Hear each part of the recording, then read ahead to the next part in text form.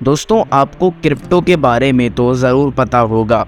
अगर नहीं पता तो मैं आपको ये बताता चलूँ कि क्रिप्टो एक ऐसी करेंसी है जिसकी प्राइस हमेशा इंक्रीज़ या फिर डिक्रीज़ होती रहती है। ये करेंसी आपको एक मल्टी मिलियनियर भी बना सकती है और यही करेंसी आपको ब्रोक भी बना सकती है। आज की इस वीडियो में हम इसी क्रिप्टो के एक ऐसे कॉइन की माइन के बारे में बात करने जा रहे हैं जहां हज़ारों या लाखों नहीं बल्कि करोड़ों मिलियन या बिलियन डॉलर्स पर डे बनाए जाते हैं। So let's get right into it. Welcome back to the new video of Textier. दोस्तों, ये क्रिप्टो माइन एक बिटकॉइन माइन है जो कि चाइना के मेन रीजन डेलियन के एक इलाके चेंगचेंग के एक विलेज में लोकेटेड है। यहाँ हज़ारों की क्वांटिटी में डेली 10 to 50,000 BTCs बनाए जाते हैं by just electricity and a very large number of heavy machines. China का ये सिटी अपनी एनवायरनमेंट, एयर क्वालिटी और दूसरे चाइनीज़ कंट्रीज़ की कंडीशन से रिलेटिवली बेटर होने की वजह से बिटकॉइन माइन इंडस्ट्री के लिए स्पेशल सिटी माना जाता है। ये फार्म्स एक मंथ के $1,170,000 चाइनीज़ गवर्नमेंट को पे करते हैं। आमतौर पर ये प्राइस तो बहुत ही ज़्यादा लगती है, मगर फार्म्स के ओनर के लिहाज से ये प्राइस बहुत ही कम है।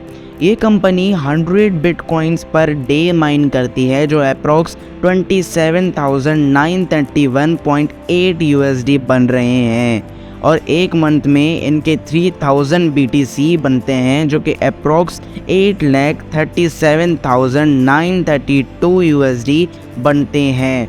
ये माइंस टोटल 6 माइंस हैं। ये माइंस 4 पीपल के ग्रुप से चलती हैं और इन माइंस के ओनर भी यही हैं, मगर अभी तक किसी को ये नहीं पता कि ये ओनर्स हैं कौन, क्योंकि ये कंपनी और इनके ओनर्स और यहाँ तक कि इनके वर्कर्स सब के सब सीक्रेटली काम करते हैं।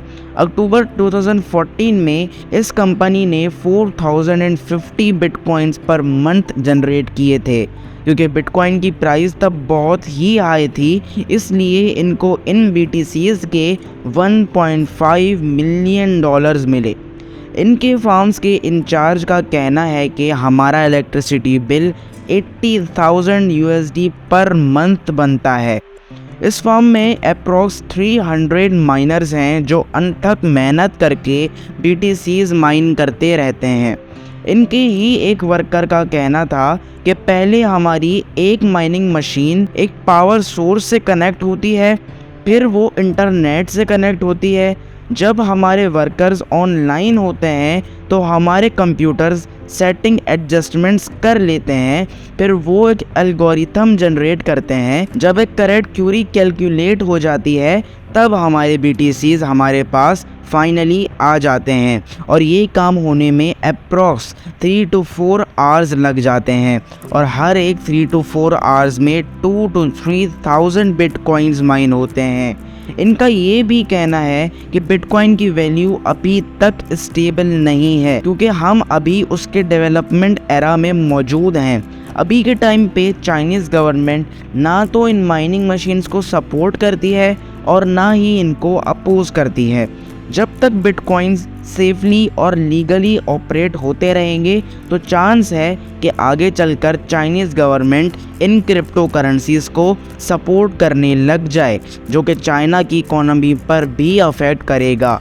इनका मज़ीद कहना है कि हमारे यहाँ कुछ मशीन्स ऐसी भी होती हैं जो ब्रोक्ड या फिर वो मशीन्स होती हैं जिनको हम यूज़ नहीं करते और वो मशीन्स तकरीबन 900 तक के होती हैं, क्योंकि वो मशीन्स लोअर हाश रेट प्रोवाइड करने के बाद भी बहुत ज़्यादा इलेक्ट्रिसिटी कंज्यूम करती हैं।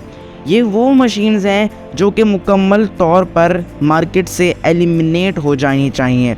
वो मशीन्स जो हम अभी यूज़ कर रहे हैं उनका हार्श रेट इन मशीन से ज़्यादा है और वो इलेक्ट्रिसिटी भी एज़ कम्पेयर टू दीज बहुत कम कंज्यूम करती हैं।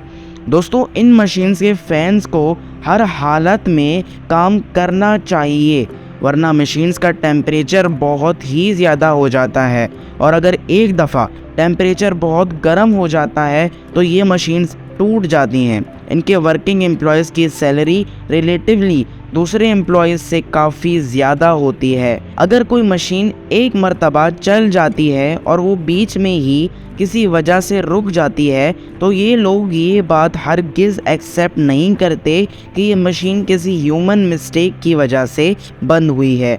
जनरली इनकी माइनिंग मशीन्स में सेटबैक्स हमेशा इलेक्ट्रिसिटी शॉर्टेज या फिर किसी इक्विपमेंट के ख़राब या जल जाने की वजह से आते हैं, जिसमें पावर सप्लाई, कंप्यूटर्स या फिर इंटरनेट के इश्यूज शामिल हैं। इनके सारे एम्प्लॉयज़ कंप्यूटर या आईटी में एक्सपर्टीज़ रखते हैं। इनके एम्प्लॉयज़ को कंप्यूटर की डीप नॉलेज होना इम्पॉर्टेंट है। दूसरी स्किल्स जो कि बिटकॉइन या दूसरी क्रिप्टो करेंसी से रिलेटेड होती हैं, वो इनको हायर करने के बाद इनको सिखाई जाती हैं। इनके एक वर्कर का कहना है कि मुझे सबसे ज़्यादा डर सिर्फ एक ही चीज़ का रहता है, जो कि एक मैसिव सिस्टम फेलियर है।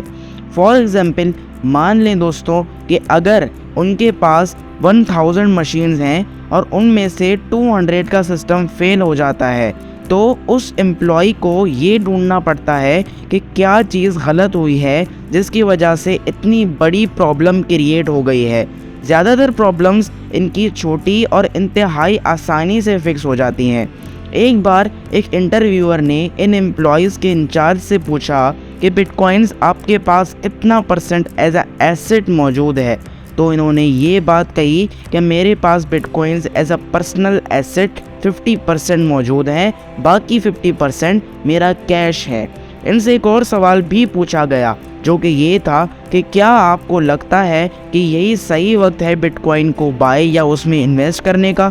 तो उन्होंने कहा कि मेरे ओपिनियन के मुताबिक हाँ, यही सही वक्त है इन्वेस्ट करने का, क्योंकि बिटकॉइन की प्राइस अभी दोबारा बढ़ती जा रही है और आगे चल के ये लोगों को एक बिलियनियर भी बना सकती है। तो दोस्तों, क्या आप बिटकॉइन, इथेरियम या किसी भी क्रिप्टो में इन्वेस्ट करने जा रहे हैं? कमेंट में ज़रूर बताइएगा। आपके कमेंट्स का हम ज़रूर रिस्पॉन्स करेंगे। Till then take care, bye.